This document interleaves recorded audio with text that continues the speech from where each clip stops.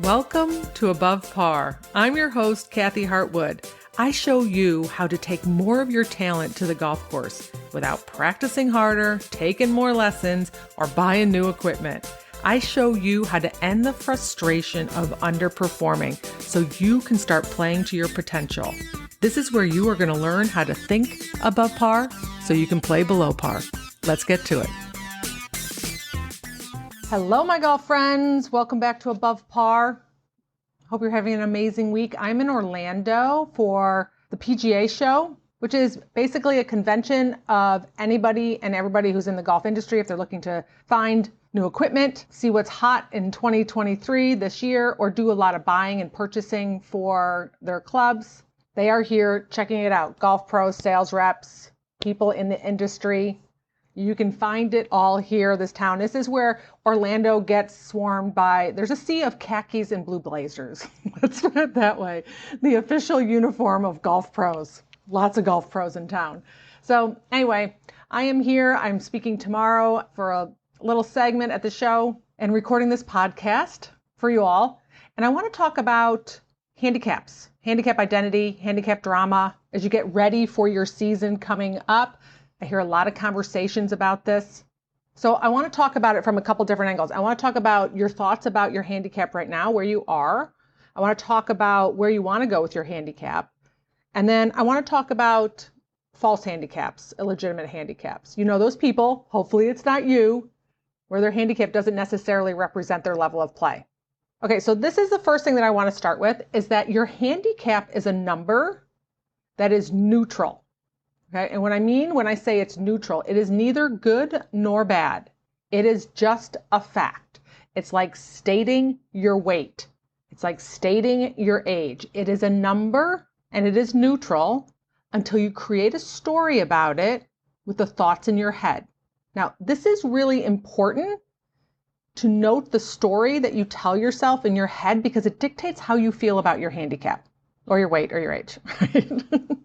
So you can transfer it over to that if that's an issue for you. So let's start with your handicap being low or you thinking it's too low. So we put the number out there. Let's say it's a 7. Okay, I'm just making up numbers, whatever it is, make it relevant for you. It's too low in your head. My handicap, what you're saying to yourself is too low.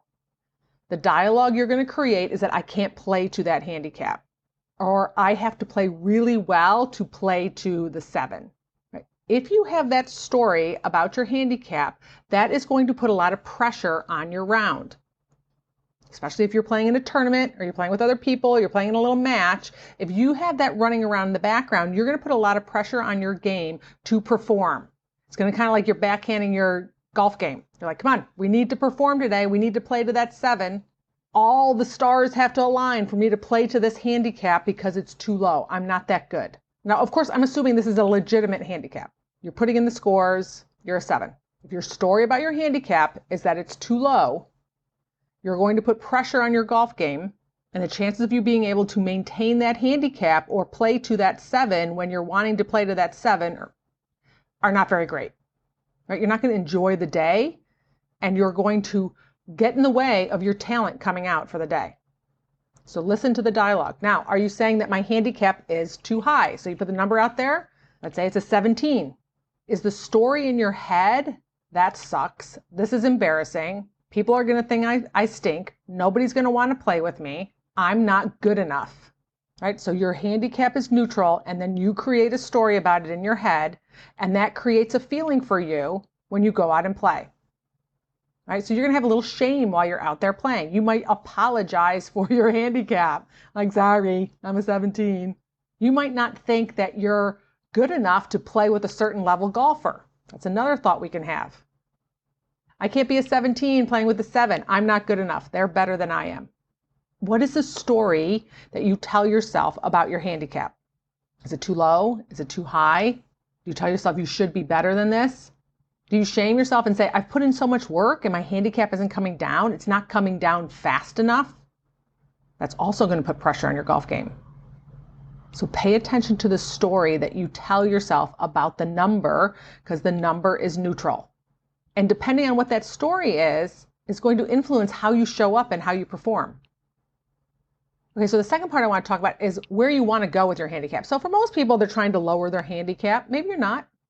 Depends on what your objectives are when you're playing golf. Maybe you like exactly where your handicap is because you get into certain tournaments. You might be at the higher end, so it's an advantage. It gives you a little wiggle room. But for the most part, people are trying to lower their handicap, always wanting their handicap to get a little bit lower. If that is you, if that is an objective this year, I want you to picture the number in your head of where you want your handicap to be, and then listen to the story, right? So let's say you're a 17 and you're in your head would love to be a 13. Now listen to the story that your brain creates. It may sound like that's going to take a lot of work. I don't know that I can get there. I don't know that I can maintain it. My game isn't good enough. I don't have enough time to create a 13 handicap. I'm not blank enough to create a 13 handicap. What is the story that your brain is creating when you think about the handicap that you want to have this year? Now, this is the important thing. If you don't step into the identity and believe that you can be a player who can play to that handicap that you want to have, you are not going to be able to play there. And the way that we often work as humans is we wait to see the evidence that we can play to that level, and then we can start believing. But it is no different than if someone lost 200 pounds and became this really smaller version of themselves. They weighed 300 pounds and they weigh 100 pounds, right? I'm doing something just very exaggerated. And at 100 pounds, they still picture themselves as a person who's 300 pounds. They will put the weight back on. This happens with lottery winners. They win the lottery, they have all this money. Maybe they were not used to having a lot of money, or their brain can't get around the concept of how to have the capacity for money.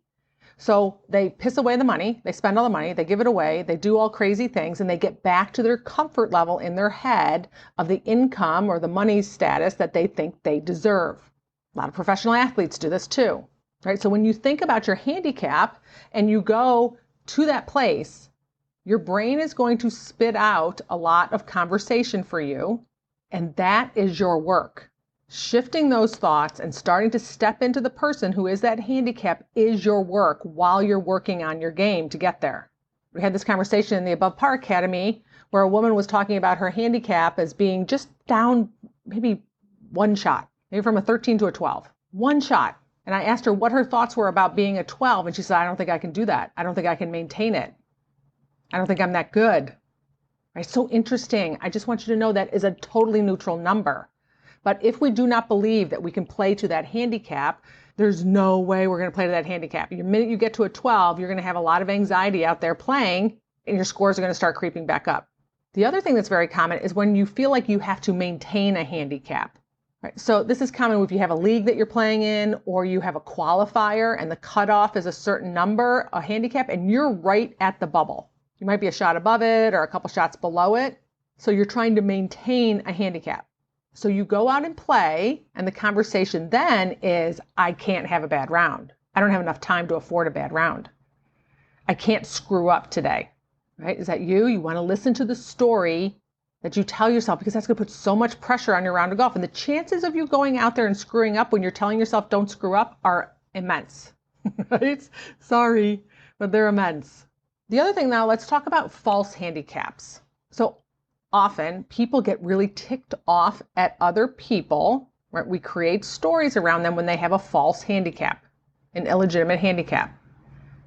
They may have a handicap that's too low, a vanity handicap, or they might have one that's too high. I don't get mad at these people. I look at them because I can see their thoughts about it. And I'm going to share them with you just so that you can look at it from a different angle. Doesn't mean it's right. We're never acknowledging that people cheating on their handicap is condoning it in any way. And if this is you, if you fudge your handicap a little bit, I just want you to hear me out on this. So if we have a vanity handicap, that means that the number is low. It is lower than you can play to. So you might have a 5 and you're really like a 9 or a 10. Now, that's totally different from the person who thinks it's too low. That conversation that they're having in their head is, I can't play to this. The person who's playing to a 5 handicap as a vanity handicap needs the handicap to try and influence what other people think about them so that they can feel good about themselves. Right? It's like you're a size 8 and you're trying to shove yourself into a size 4. Right? Just so that you can feel good about yourself. Or you can tell people I wear a 4. Or like the guys who are trying to I'm a 32 waist, but they got a big belly hanging over the top of it. We're like, are you? Like, really? Yeah, I'm a 32, right? We're denying the reality of what's actually going on. We're lying to ourselves in those moments. Having a vanity handicap is not much different than that. We want to control the narrative in other people's heads, or we're denying the truth to ourselves about how we really play so that we don't feel bad, right? We might want the attention from that low handicap. So it comes from actually an insecurity. Now, a handicap that's too high to win tournaments, to win matches, the reason someone would do that, and I don't condone it, is that they're thinking, I need to win so that also I can control the narrative. Maybe I get to have people talk about me and say how great of a golfer I am, but I get to avoid shame and disappointment from losing. It's one of those things that it becomes worth cheating. It's the worst of two evils. I'd rather cheat and fudge my handicap a little bit so that I can avoid feeling the shame or the disappointment of failing or losing. Same thing, we're looking for outside validation to make us feel good about ourselves. We're looking for a trophy, even if we don't get it the honest way, so that I get to sit there and avoid the other dialogue that I might have, which is, I'm not good enough. So when I look at people, I look at their handicaps and they have a vanity handicap or their handicap is too high, I do actually have a lot of empathy for them because I know the thoughts that are going on in their head. And if this is you, I just want you to re-listen to this podcast all over again, or at least that segment. So this is the truth about handicaps, is they are like your weight. They are going to fluctuate and go up and down. You can't maintain the same exact handicap every single day. That's not the way the system works. I mean, you could. I mean, the chances of you shooting the same exact number every single day on the same golf course are not too great. So it is going to go up and down. You want to ride that wave. Very hard to control your handicap on purpose. And if you could do that, if you could control your score that much, why wouldn't you do it all the time? So listen to the conversation you're having about the neutral number of your handicap, especially if you're coming into the season and you're on that cusp of tournaments and you're putting a lot of pressure on yourself so it doesn't go up and down. Take your pressure off of you. Understand the handicap is going to go up and down. Hopefully the cutoff happens at the right moment for you.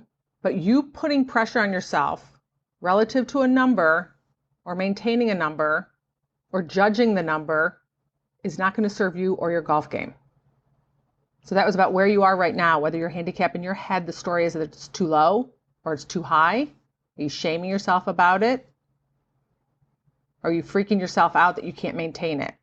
And where do you want to go with your handicap? If you want it to go lower, start stepping into that identity and that person right now as you're working on your handicap.